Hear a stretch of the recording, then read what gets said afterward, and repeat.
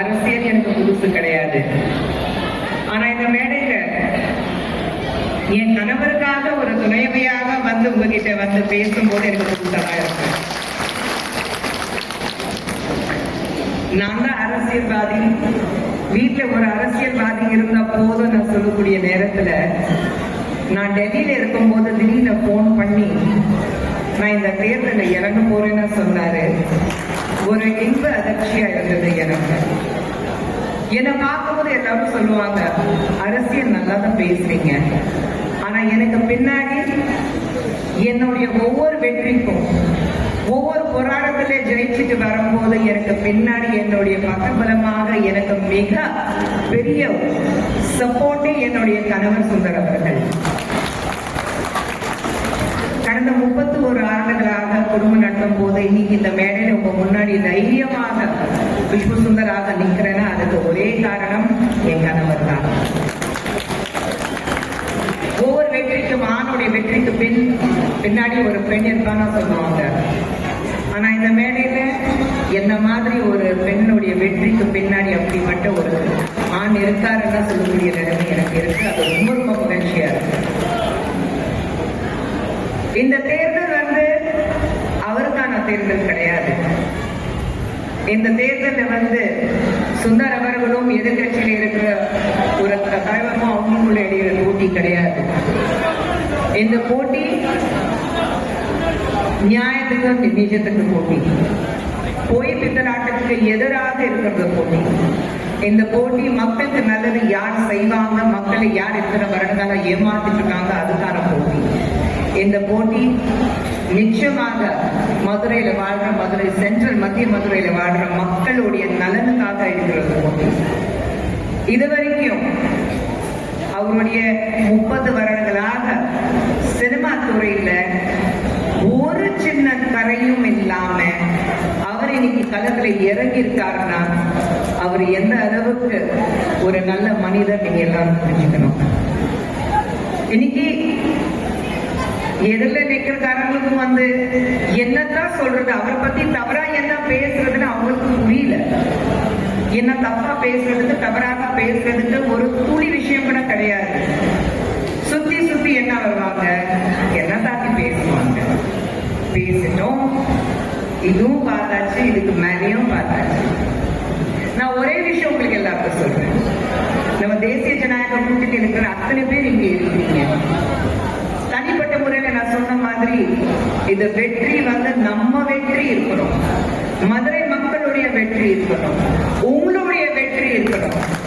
இந்த உங்களுடைய வெற்றி நினைச்சு நம்ம எல்லாரும் சேர்ந்து வேலை பார்த்ததான் வெற்றி நமக்கு கிடைக்கும். இந்த வெற்றி முக்கியமானது. ஏன்னா என்னுடைய கணவர் இரட்டை இலை சின்னத்தில் நிற்கிறாரு, அதை விட பெருமை அவருக்கு வேற எதுவுமே கிடையாது.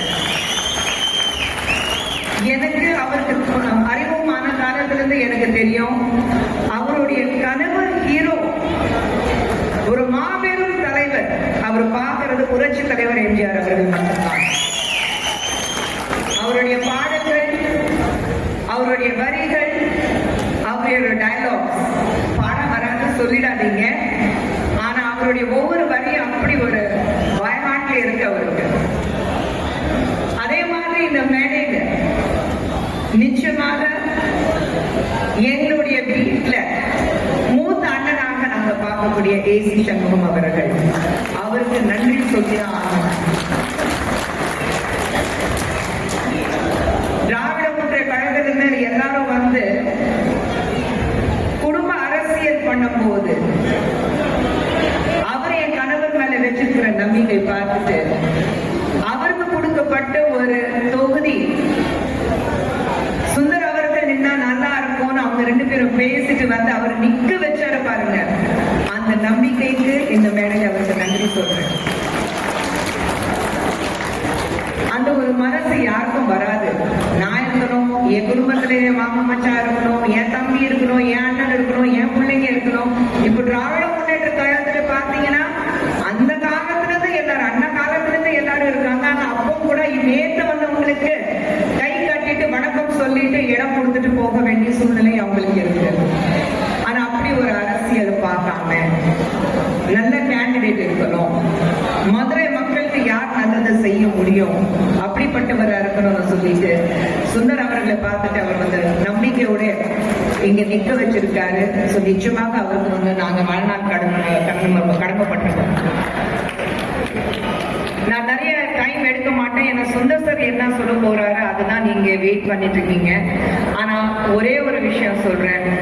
இந்த மதுரை மக்கள் அவர் வந்து எங்க வீட்டு பிள்ளை உங்க வீட்டு பிள்ளை இல்லாம நம்ம வீட்டு பிள்ளை மட்டும் நீங்க நினைச்சிட்டு வாக்களித்தீங்கன்னா போதும், நிச்சயமாக ஜெயிச்சிருவாரு.